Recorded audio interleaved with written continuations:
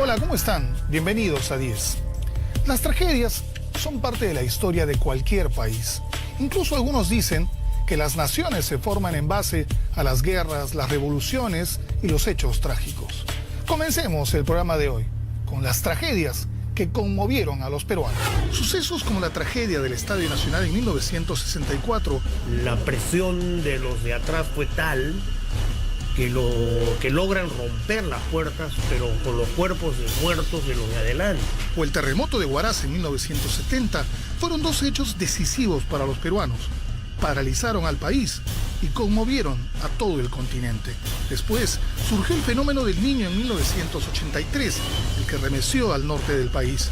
Fue una destrucción total. En 1987, todo el equipo de Alianza Lima cayó al mar a bordo de un avión Fokker F-27. Es increíble, todavía no me puedo hacer la idea. Y un año más tarde, el hundimiento del submarino Pacocha estremeció a la mayoría de nosotros. En los 90, ¿cómo olvidar la explosión del coche bomba en Tarata, la caída de los aviones de Fawcett y Aeroperú y el letal fanatismo por Servando y Florentino? Y más recientemente, el incendio en Mesa Redonda. Él fue totalmente carbonizado, no se reconoció su cuerpo. La muerte de 29 jóvenes en la discoteca Utopía. Un 19 de julio del 2002 salieron 29 chicos de nuestras casas y el día 20 nos entregaron a nuestros hijos en la morgue. Y el nefasto terremoto en Pisco en el 2007. Imágenes que todavía pasean por nuestra memoria. La lista de las tragedias que conmovieron a los peruanos es, se los aseguro, interminable. Aquí recordemos 10 de ellas.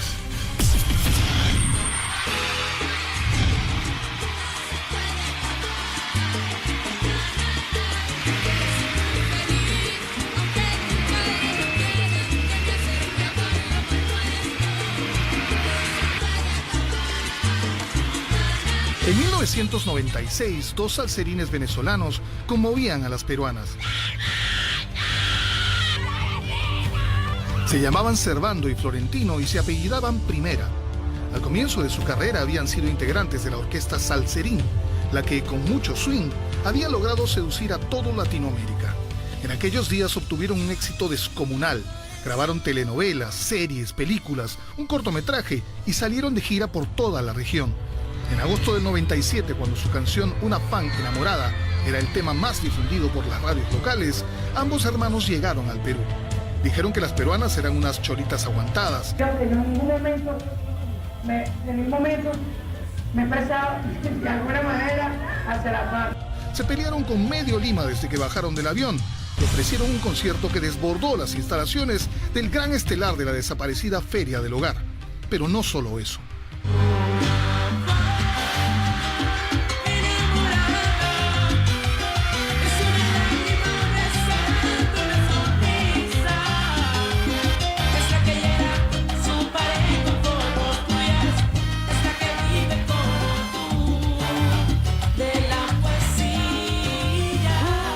Desde muy tempranas horas que llegamos al punto de la emergencia, ya estaba ya totalmente saturado, ¿no? Mediodía, un sol tremendo, la gente se sofocaba. O sea, ya estábamos sacando personas con problemas de desmayos, ¿no? Desde esas horas, ¿no?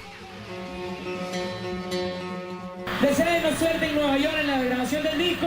Les queremos mucho y bueno, para otro momento. Los queremos de verdad, ¿ok? En medio del concierto, los bomberos que estaban a cargo de la seguridad les advirtieron que la situación se estaba saliendo de control. Ellos hicieron un pequeño paréntesis en su concierto y al momento de hacer eso, pues ellos se meten y la gente parece que comienza a pensar, no parece que estuvieran hipnotizados. Entonces cuando termina, salen un momento a cambiarse o lo que sea, a descansar, ¿no? Se nos facilita tremendamente la labor de rescate. Volvían a salir y de nuevo, ¿no? Todo el mundo se iba hacia adelante, pugnaba por estar adelante, pese a que ya era imposible que ingresen, ¿no? Los guardaespaldas del dúo se pelearon con los bomberos e incluso uno de los cantantes golpeó a uno de ellos sobre el escenario. En suma, solo cantaron 2 canciones. El concierto fue suspendido y Servando y Florentino salieron del país pocas horas después, prácticamente huyendo de la justicia. Son inocentes, ellos no tienen la culpa de lo que las chicas hacen. Había más gente de la esperada y una enorme desorganización. El saldo fue terrible. 5 personas murieron por asfixia en medio del tumulto, la confusión y el desconcierto. Convertir en ídolo a un adolescente es peligroso. Es muy peligroso. Porque si un adolescente se convierte en un ídolo y no sabe manejar esa situación, va a ser un vándalo. Como pasó con estos chicos, que desde el escenario agarraban a patadas a la gente, que se subía a detenerlos, sin darse cuenta que estaban muriendo chicos abajo. Uno me lanza una patada, ¿no? Le agarro el pie, ¿no? Y el otro me tira el micro, ¿no? Y en ese momento, exacto, o sea, eso fue lo único que suscita el contacto con ellos y viene seguridad y me sacan, ¿no? Tiempo después, fueron nominados al Grammy Latino y a otros premios, pero nunca volvieron a ser lo que alguna vez fueron. En el 2005, Servando y Florentino regresaron al Perú. Nadie había olvidado lo que ocurrió en 1997.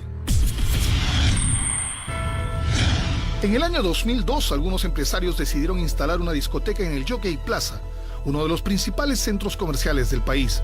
Se llamaría Utopía y su reapertura en julio del 2002 sería un espectáculo fastuoso, con animales enjaulados, fuego sobre las barras y más de 1000 personas dentro del local.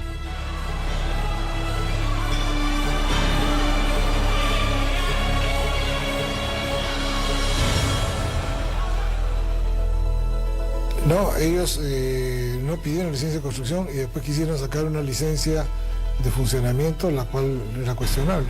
Una discoteca que no tenía licencia de funcionamiento, tampoco de apertura. Defensa Civil le dijeron que no abran. No tenían seguros, no tenían aspersores, no tenían extintores, hicieron un espectáculo de fuego.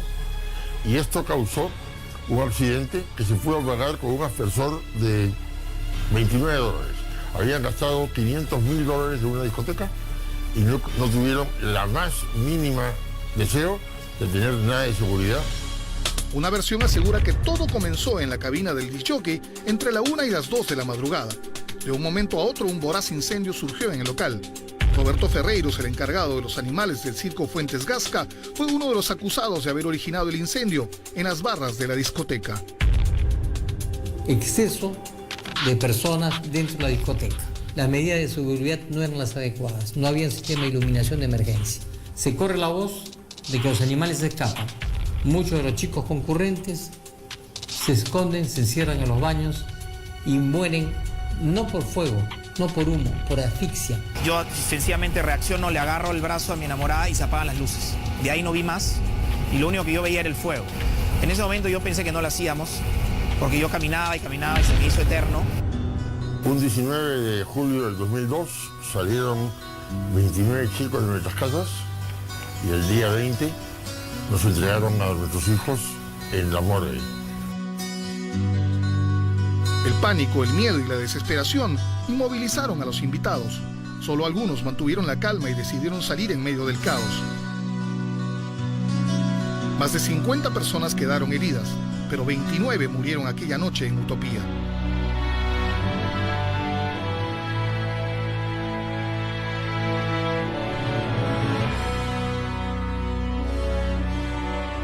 Fallecieron asfixiadas por el humo, aplastadas por la muchedumbre o quemadas por el fuego incontrolable que cubrió todo el local. Hemos logrado que la justicia, a través del actual presidente de la Corte Suprema, en su última sentencia de la sala penal de 5 vocales por unanimidad, dijeron que no era homicidio culposo sino doloso. Esto es, que la pena es de 6 a 20 años. Y Percy North está ahora ya en la cárcel, pronto a ser sentenciado. Falta todavía Alan Aisolhoff y Edgar Paz Ramírez. Y lamentablemente, por personas como Alberto Quimpe Herrera, el del Faenón, se han interrumpido que los procesos sigan su curso. Espero y agradezco mucho la entrevista para que las autoridades sepan que es fundamental cerrar también el círculo del dolor. Las lágrimas se agotaron. Ahora queda ustedes que la justicia haga eso. Justicia a los deudos de las víctimas de Utopía. Vamos a una pausa y volvemos en unos minutos con el incendio en Mesa Redonda y con la caída del equipo de Alianza Lima que venía desde Pucallpa. Ya regresamos. Tenemos que prepararnos para enfrentar un niño severo. La presión de los de atrás fue tal que logran romper las puertas, pero con los cuerpos de muertos de los de adelante. Las tragedias que conmovieron a los peruanos.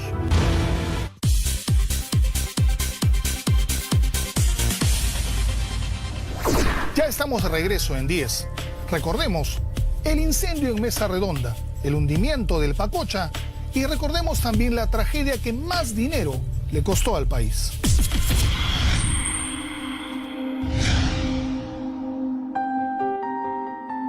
En agosto de 1988, el país entero se estremeció al conocer la noticia del hundimiento del submarino Pacocha, que tras ser impactado por el atunero japonés Kyowa Maru, se hundió con 52 hombres la noche del 26 de agosto.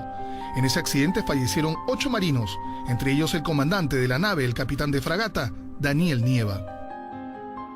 El buque japonés Kyowa Maru, de manera muy irresponsable, sin ninguna conducción ni vigilancia, y violando las normas internacionales para prevenir las colisiones, empieza a salir ya a toda velocidad de puerto y por más señales que los oficiales hicieron y por más que tratamos de evadirlo, prácticamente embistió al submarino por la parte posterior e hizo una avería. Las investigaciones demostraron que una negligencia provocada por los marinos japoneses fue el origen del desastre. El buque Pacocha, submarino de la Marina de Guerra del Perú, navegaba a nivel de la superficie cerca de la isla San Lorenzo cuando fue embestido por el barco pesquero japonés. Tras la colisión en la popa del submarino, es decir, en la parte trasera de la nave, el comandante Nieva subió a la torre a cerrar la escotilla que estaba abierta. Luego de asegurarla, el agua entró con tanta fuerza que lo estrelló contra los tubos dentro de la torre y falleció, pero salvó a sus hombres. El impacto fue tan violento que logró romper el doble casco, romper el casco resistente en medio de 2 compartimentos y averiar ambos compartimentos, y que uno de ellos era justamente donde estaban los controles principales del buque. Prácticamente esta colisión, después de embestir al buque, nos dejó a oscuras y nos dejó con una vía de agua muy grande, y por el impacto aquellas linternas que pudieran ser utilizadas por emergencia volaron en pedazos, ¿no? Fue muy violento el impacto, fue como una gran explosión. 25 marinos se dirigieron al compartimento de torpedos, abrieron la escotilla y se lanzaron al mar. Solo 21 fueron rescatados con vida. Dentro de la nave quedaron 22 hombres atrapados a 40 metros de profundidad. Tras un largo rescate, se logró salvar a la mayoría de los marinos. Actualmente los sobrevivientes reciben una pensión de la Marina de Guerra, pero nunca fueron indemnizados por la institución ni por los dueños de la nave japonesa. 11 meses después del accidente, el submarino fue reflotado por la Marina.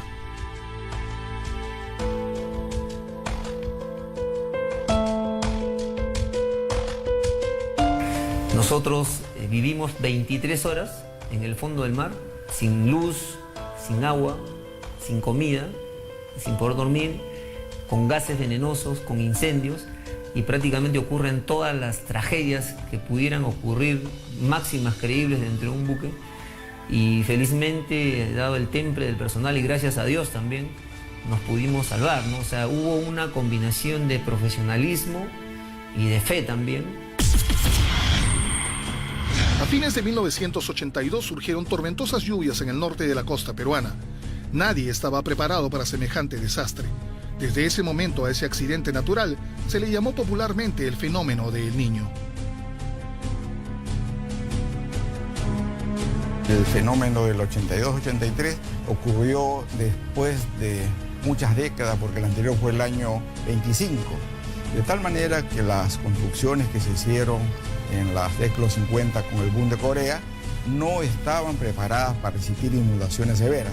Es por eso que los daños fueron muy grandes. Acompañado de colaboradores muy importantes. Están presidentes de Banco de Fomento, ministros de Estado, que hay 3 de ellos conmigo, Transportes, Salud Pública y Vivienda. Tumbe Tumbes, Talara, Sullana, Piura y Paita, por citar solo algunas ciudades del norte del país, sufrieron enormes inundaciones, perdieron una cantidad impresionante de viviendas y paralizaron sus actividades diarias. Maquinaria pesada está despejando el cauce a efecto de que el agua pueda circular nuevamente por su cauce natural. Talara, que es una hondonada, está rodeado por el tablazo y llovió tanto que en los días de lluvia fuerte todo el borde de Talara se convertía en cataratas con mucha arena. Todo Talara se enterró entre 60 y 1,20 metros, quedó totalmente enterrado. Ahora se dañaron carreteras, puentes, sistema de agua y desagüe, fue una destrucción total. El fenómeno fue terrible, costó la vida de 500,000 de personas, más de 2 millones de cabezas de ganado, la reducción de cultivos y varios millones de dólares en pérdidas para el país. Efectivamente, realmente nos agarró desprevenido a todos. No pensábamos que iba a ocurrir un fenómeno tan destructivo. Es el fenómeno que más efectos socioeconómicos negativos ha tenido. El primer niño de los últimos años no tuvo corta vida, no cesó hasta junio de 1983.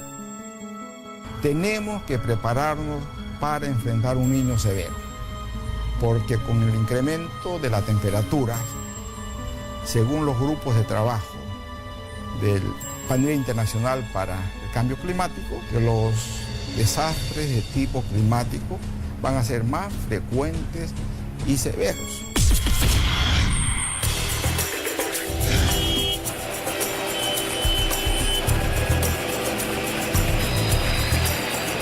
A eso de las 7 de la noche del 29 de diciembre del 2001, los bomberos de la estación Francia número 3 en el centro de Lima fueron advertidos de que la zona de Mesa Redonda, a pocas cuadras de la avenida Bancay, se estaba incendiando. Las calles del lugar, siempre abarrotado entre la Navidad y el Año Nuevo, estaban repletas de productos, cajas y embalajes que hacían imposible un tránsito regular.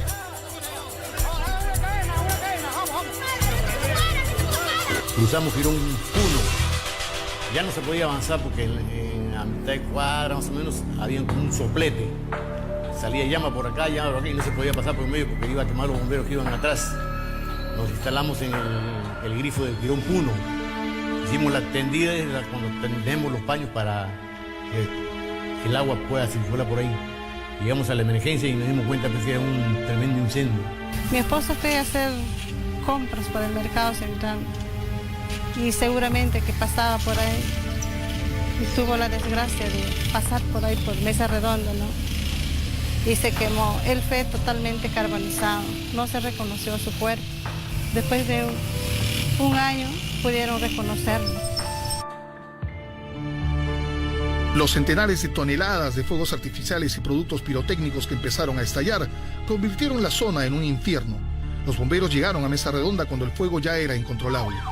Las bengalas y los cohetes salían, se iban a la vereda al frente y prendían la tienda de al frente. O sea que había que trabajar derecha, izquierda, así muy rápido, hacerlo muy rápido.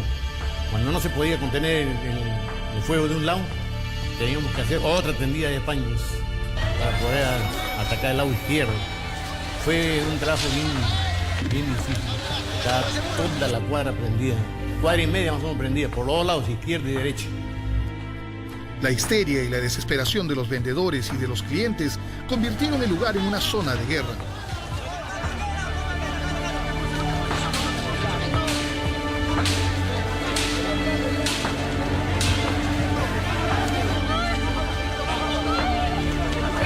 No hubo prevención, no había seguridad y nadie imaginó jamás que una tragedia así pudiera producirse. Yo creo que es terrible que hayamos tenido que pasar, que tengamos que pasar por una tragedia como la que estamos viviendo en este momento para llegar a esta conclusión, pero creo que tenemos que sacar las lecciones de esto. Estamos haciendo el levantamiento, contando, ingresando para llevar a la morgue cada uno de los cadáveres, numerándolos. Hemos tenido que esperar hasta esta hora a efectos de poder tener la seguridad, la luz y todas las facilidades para poder hacer el conteo y sin peligro de la salud y la integridad física de los funcionarios, tanto policías, bomberos, fiscalía. Yo fui a comprar con mi esposa y mis 2 hijos, justo para irnos. Comenzó las explosiones. Comenzó tan rápido la estampilla de personas que se me perdieron ahí. Lo único que pude salvarlos era a mi hijo de 4 años, a Giordano. Yo me subí encima de los autos. Yo salí por el medio de la pista de los autos, saltando, me había saltado unos 10 carros. Desde ahí ya no pude ver a mi esposa, a mi hijo nunca más. El saldo fue espantoso. Fallecieron 289 personas. En muchos casos sus cuerpos eran irreconocibles y decenas de cadáveres fueron simplemente incinerados.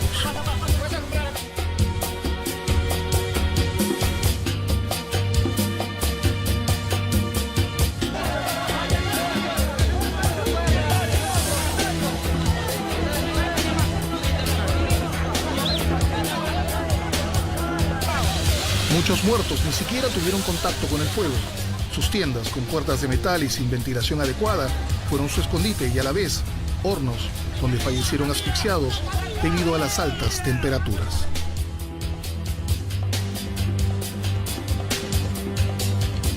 Mesa Redonda está olvidado, 10 años, y no se resuelve nada. Nosotros sentimos un dolor profundo, yo como esposa, y mis hijos también crecieron sin el cariño de sus padres. La municipalidad, el Ministerio Público, la policía, todos sabían que había productos pirotécnicos ahí en esa calle que estaba inundada de Perú. Es increíble saber que no han hecho nada al respecto, ¿no? Es vergonzoso y a la vez insultante saber que te digan por tu familia, por tu esposa o tus hijos, o la verdad la gente que haya perdido a sus familiares ahí, que te van a dar 200 soles.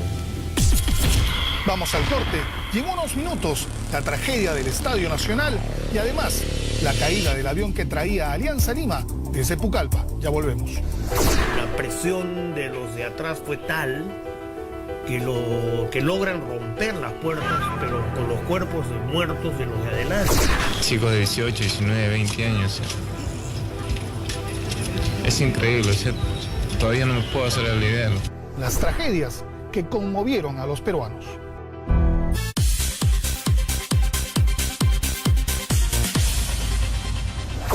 ¿Cómo olvidar el terremoto de Huaraz, la tragedia del Estadio Nacional y el atentado que marcó la llegada de Sendero Luminoso a Lima, el coche bomba en la calle Tarata de Miraflores?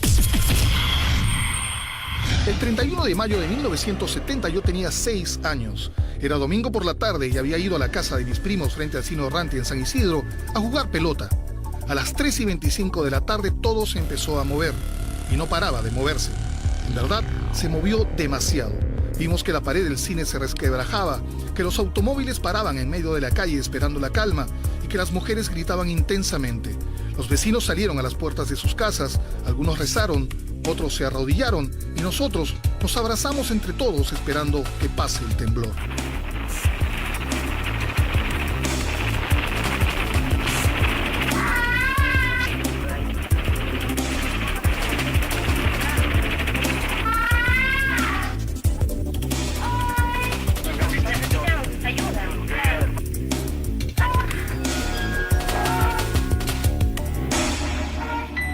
De Yungay, cuando nos enteramos, el miércoles todavía, o sea, cuarto día. ¿Por qué? Se había levantado una nube de polvo muy alto que ni los aviones podían ver qué es lo que había abajo. Entonces el miércoles entró el coronel Mindrola, diario de fotografía, para inspeccionar y me dijo, espéreme a las 4 que estaré de vuelta. Fui, lo esperé a las 4 en punto en el aeropuerto de Chimbote, blanco, viene y me abraza y se echa a llorar. Me dice, Yungay está destruido, no existe nada.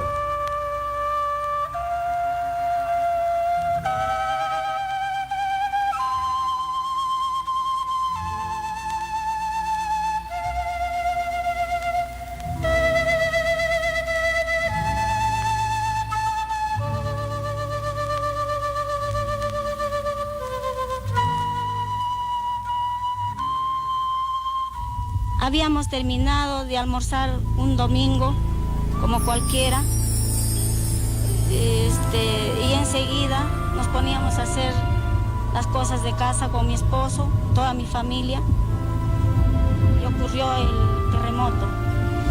Entonces, hemos huido de la casa a pocos metros, con mi mamacita, mi esposo, mi hijo.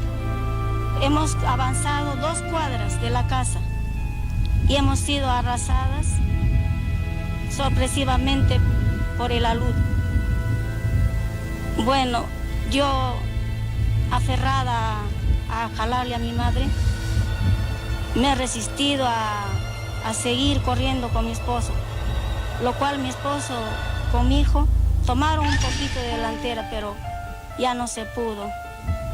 Entonces he sido arrasada hasta el caserío de Tuyupa, más o menos a 3 kilómetros de la población, a donde seguramente yo fui flotando encima, porque si hubiera sido profundo, habría muerto. He recobrado el conocimiento a pocos momentos y ya me encontraba totalmente sola en medio de un lodazal. Mi desesperación fue tal al verme sola y haber perdido a mis seres queridos, pedí auxilio. Y gracias a un amigo de nosotros, que así lo llamamos, Toribio Ángeles, me salvó la vida.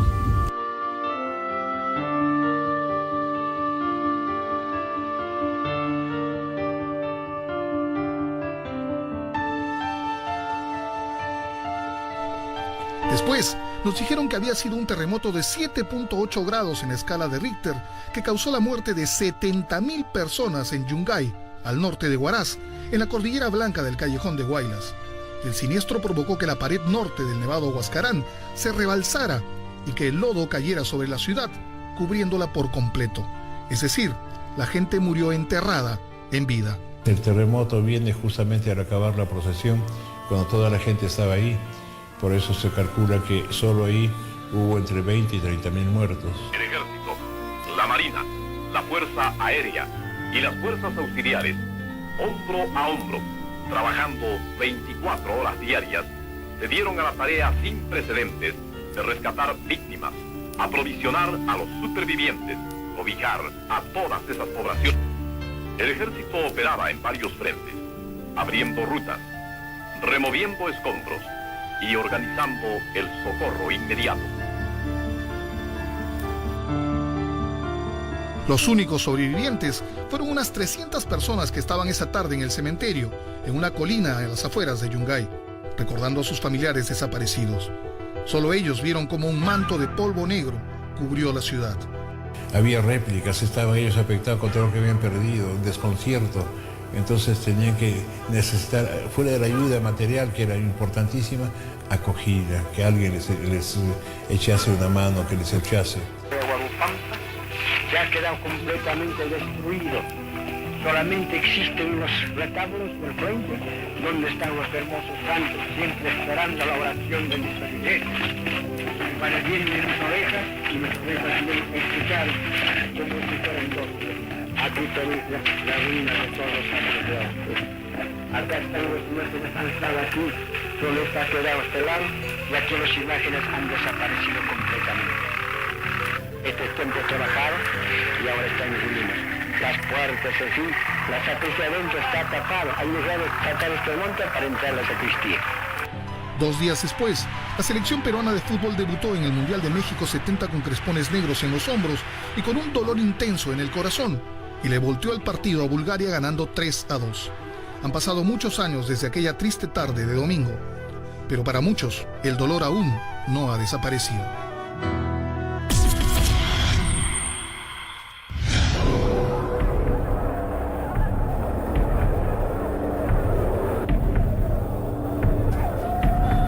El domingo 24 de mayo de 1964, las selecciones de fútbol de Perú y Argentina disputaron en el Estadio Nacional de Lima la clasificación a las Olimpiadas de Tokio.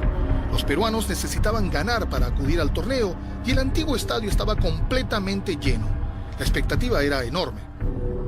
El empate clasificaba a Argentina. O sea, el Perú tenía que ganar. Argentina con un empate era suficiente para ir.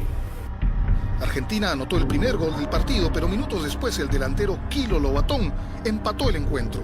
Sin embargo, el árbitro uruguayo Ángel Pasos anuló el tanto por posición adelantada. Así comenzó la tragedia. Yo vi que una cantidad pues importante de personas, 40, 50 personas, casi todos con el pantalón debajo de la barriga, casi todos con una barriga muy prominente. Y yo lo que recuerdo de las caras de ellos es haber visto gente realmente en estado etílico, ¿no? En ese momento la gente pues empezó a impacientarse, empezaron a gritar, se empezó a mover, a calentar el ambiente. La anulación del gol exasperó a los miles de espectadores, pero sobre todo a un hombre llamado Melasio Campos, más conocido como el Negro Bomba, que entró a la cancha para agredir al árbitro. Él fue detenido y golpeado por la policía, pero antes que reprimir la violencia, eso enardeció a los espectadores que treparon las mallas y se metieron al campo. Los gases lacrimógenos desataron la locura. Yo pienso que si lo hubieran contenido, simplemente si lo hubieran llevado, hubiera habido protestas, todo, pero creo que el hecho de que la policía golpea innecesariamente a ese sujeto en el suelo enardece más. Ahí donde esta gente del norte, ellos empezaron a palanquear la reja. En ese momento la reja empieza a ceder.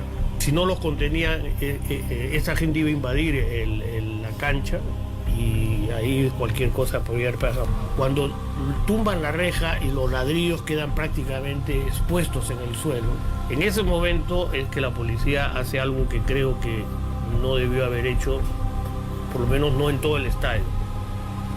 Tiran bombas lacrimógenas a la pista de ceniza. El resto de los asistentes, es decir, los que no se lanzaron al campo, trataron de irse del estadio, pero las puertas de salida estaban cerradas. Los que llegaron primero a los portones de metal murieron asfixiados y aplastados por la masa humana que tenían detrás, desesperada por huir.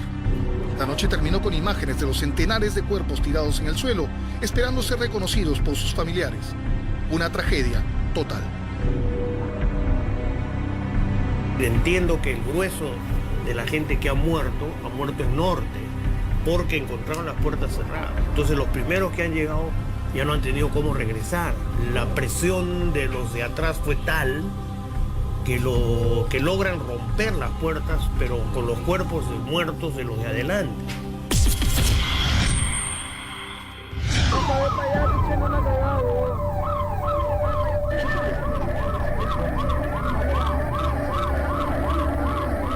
16 de julio de 1992, 9:15 de la noche.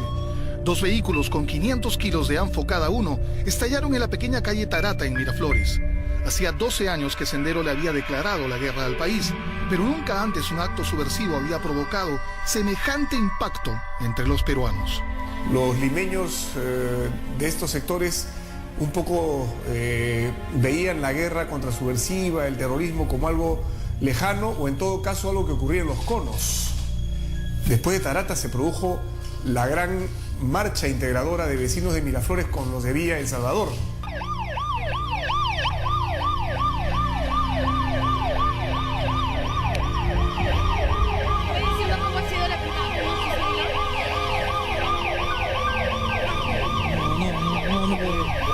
¿Hay bastante gente? Sí, hay bastante gente. En Benavides, en el Hotel Las Américas.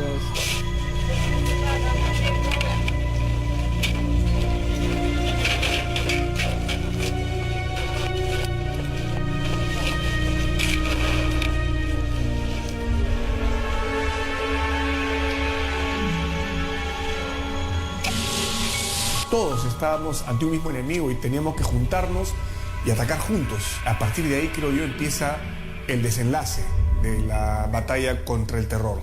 Aquí algunas cifras. Murieron 25 personas, hubo 132 heridos, 8 perdieron la vista, 7 mujeres interrumpieron sus embarazos, 6 perdieron sus extremidades, 500 casas resultaron dañadas por la explosión y 150 familias se quedaron sin un lugar donde vivir.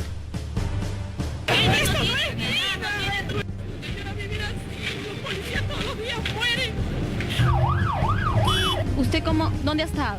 Yo estaba llegada Estoy en edificio San Pedro. ¿Estás sola? Con mis 2 hijos, tomando mi comida, sí, con mis 2 hijos. ¿Qué tienen sus hijos? Mi hijo está totalmente mal. El otro está todo quemado. Se ha incendiado toda la casa, el edificio. Tiempo después se supo que el plan original había sido estallar el coche bomba al lado del banco de crédito ubicado en la avenida Larco, pero los vigilantes no les permitieron estacionarse cerca del lugar. El atentado habría sido una respuesta senderista a la incursión militar en el penal Canto Grande en mayo del mismo año que provocó la muerte de decenas de subversivos. Sin embargo, el atentado en la calle Tarata también generó una operación militar del Grupo Colina 48 horas después en la Universidad de la Cantuta que acabó con la vida de 9 alumnos y un profesor. Vamos a la pausa y volvemos con la caída al mar del avión que traía al equipo entero de Alianza Lima desde Pucallpa. Ya regresamos en 10. Chicos de 18, 19, 20 años. Es increíble, todavía no me puedo hacer la idea. En la puerta, mira, en la puerta tenemos 2 personas que no podemos sacar, están muertas. Necesitamos gente que nos pueda apoyar con esto y esto lo va a hacer el Estado y no nos escuchan porque estamos incomunicados. Pide el servicio y mande a traer la Fuerza Armada para que traiga a rescatar acá a los que están vivos todavía. Las tragedias que conmovieron a los peruanos.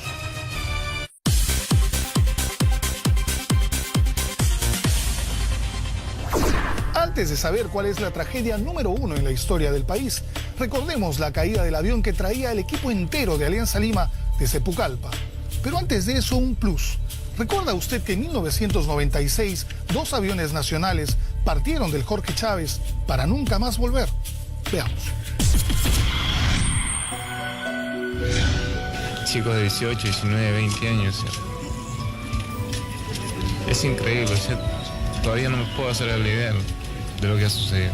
El complejo habitacional Santa Rosa, en dirección hacia Ventanilla, zona donde cayó el avión Fokker F-25, esta madrugada que traía el equipo de Alianza Lima y que según las primeras informaciones, todos habrían desaparecido para siempre.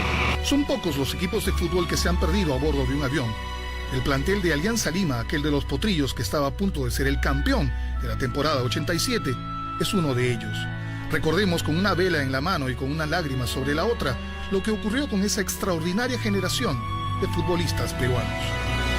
Y entonces Alianza Lima está peleando la punta del campeonato descentralizado, no la tiene en ese momento, la punta es de Huaral, y va a Pucallpa sabiendo que Huaral no había ganado. Entonces si Alianza ganaba, se convertía en puntero. Aquella mañana del 8 de diciembre de 1987 amaneció más gris que de costumbre. Humberto Martínez Morosini hablaba en la radio y todos estábamos consternados por lo que le decía al país. Todo el equipo de Alianza Lima, los jugadores, el cuerpo técnico y algunos hinchas, ha fallecido mientras el avión Fokker F-27 que los traía desde Pucallpa intentaba aterrizar en el aeropuerto Jorge Chávez.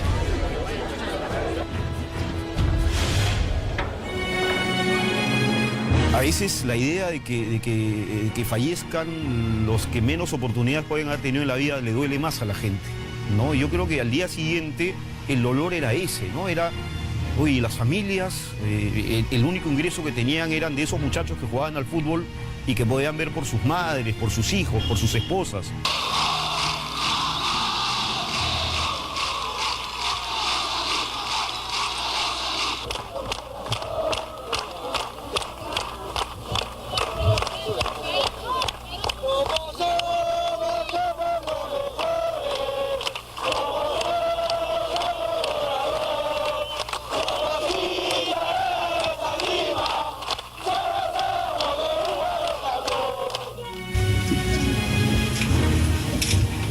Es difícil, muy difícil, hablar de seres que quiere uno tanto.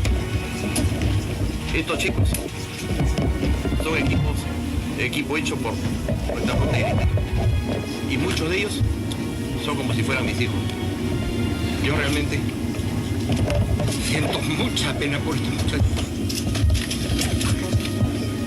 Ojalá que de alguna manera podamos consolar a sus padres y a sus familiares. Lo increíble es que el único sobreviviente fue el piloto, Edilberto Villar Molina. Paradojas de la vida. En total, murieron 43 personas. Las imágenes del dolor de sus familiares, de sus seguidores y de sus compañeros sobrevivientes son absolutamente imborrables. Bueno, suerte sí, ¿no? Porque si no hubiese habido esa lesión estaría junto a mis compañeros, pero bueno, darle gracias a Dios nomás.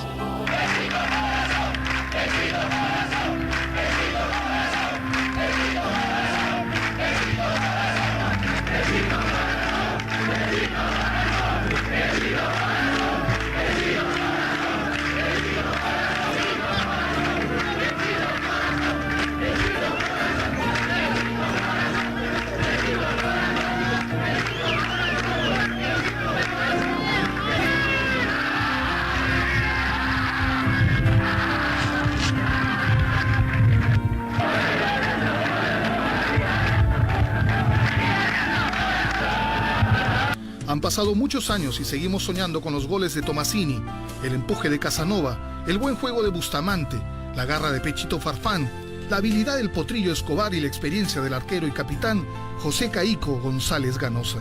Cómo olvidar también al maestro Marcos Calderón, el Chueco, que convirtió a la selección peruana en campeona de América en 1975.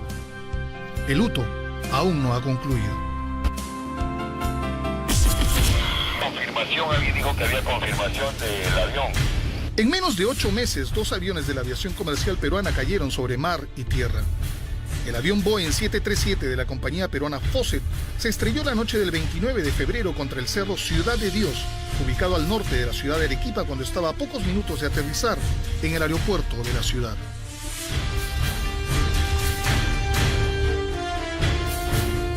Cuadrillas de la Fuerza Aérea, Defensa Civil, Bomberos y Cruz Roja iniciaron la penosa y difícil labor de rescate, que poco después tuvo que suspenderse por la densa neblina. Estuvimos en el avión y en la escala nosotros nos bajamos y nos continuamos a atacar. Tenemos suerte, pero qué pena, tengo pena para las personas.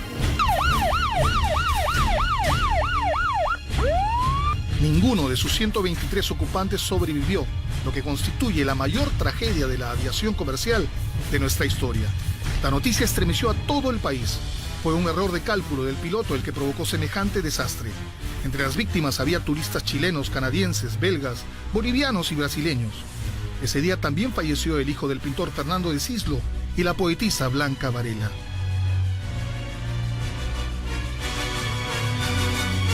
Tras la tragedia, la compañía siguió operando, pero poco tiempo después dejó de funcionar para siempre. El 1 de febrero de 1996, 7 meses después de la tragedia de Fawcett, el vuelo 603 de Aeroperú aterrizó en el aeropuerto de Lima con 180 pasajeros a bordo. Venía de Miami. 110 descendieron de la nave y el resto debía proseguir a Chile. Los pasajeros que integraban la lista eran chilenos, peruanos, mexicanos, estadounidenses, británicos, italianos, ecuatorianos, venezolanos, neozelandeses, colombianos y españoles, y fueron transbordados a un Boeing 757-200. A las 0:40 del 2 de octubre del 96, el vuelo 603 despegó rumbo a Chile. Cuando volaban sobre el Océano Pacífico, 8 minutos después del despegue, el primer oficial David Fernández solicitó un avión guía. Pero ustedes saben que prender un avión demora unos minutos y se le indica que va a tomar 15 minutos para darle el encuentro. Las señales del avión no eran correctas. Uno de los operarios del avión en tierra no había abierto uno de los controles de viento. En pocas palabras, los pilotos estaban manejando a ciegas. Intentaron regresar al aeropuerto de Lima, pero resultaba muy difícil. Minutos después la señal desapareció. El radiocontrolador intentó comunicarse con el oficial, pero en la radio solo había silencio. El Boeing 757 estaba impactando en el agua. La torre del Jorge Chávez decidió enviar equipos de emergencia a la costa de Chancay. Tras varias horas de intenso trabajo, los equipos de rescate no hallaron sobrevivientes entre los 70 ocupantes del avión. En estos momentos se ha detectado un cadáver frente a las costas de Ancón y van a proceder a su rescate.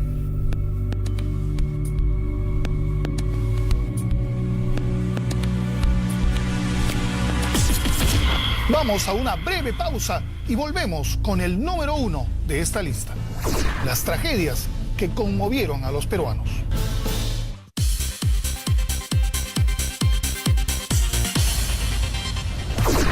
Para nosotros, la tragedia que más conmovió a los peruanos ha sido el terremoto de Pisco del año 2007. Recordemos esos terribles momentos de la historia de los peruanos.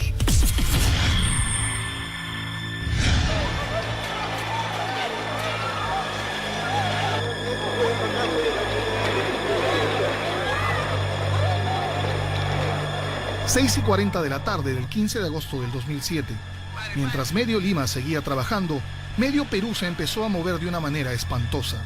Se trataba de un terremoto de 7.9 en la escala de Richter en Pisco, que duró más de 2 minutos y 45 segundos y que generó más de 500 muertos, 1.500 heridos y unas 20.000 viviendas destruidas.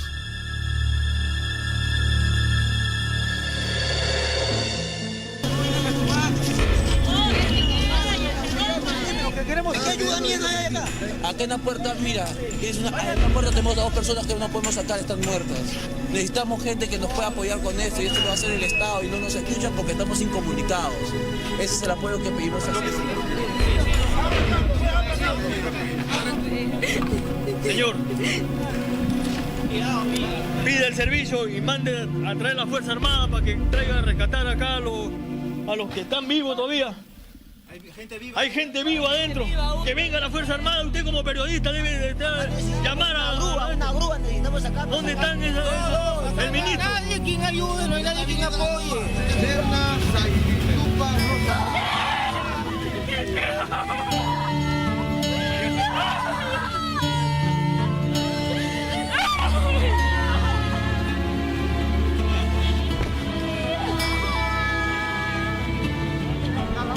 Fue un terremoto absolutamente devastador. Las zonas más afectadas fueron las provincias de Pisco, Ica, Chincha, Cañete y Castro Virreina, todas ubicadas al sur de Lima, a unos 200 o 300 kilómetros de la capital. Acá hay gente viva, acá. 4 años. Pero traten de no... Dile que esté tranquilo, que está llegando la ayuda. Hay que decirle la ayuda desde que empezó, esto tiene que estar allá, la ayuda tiene que estar aquí al toque. Chincha está peor todavía. ¿Cuánta gente hay metida? Hay gente viva, hay gente viva, hay gente viva. Allá hay un cadáver, hay que sacar el cadáver primero.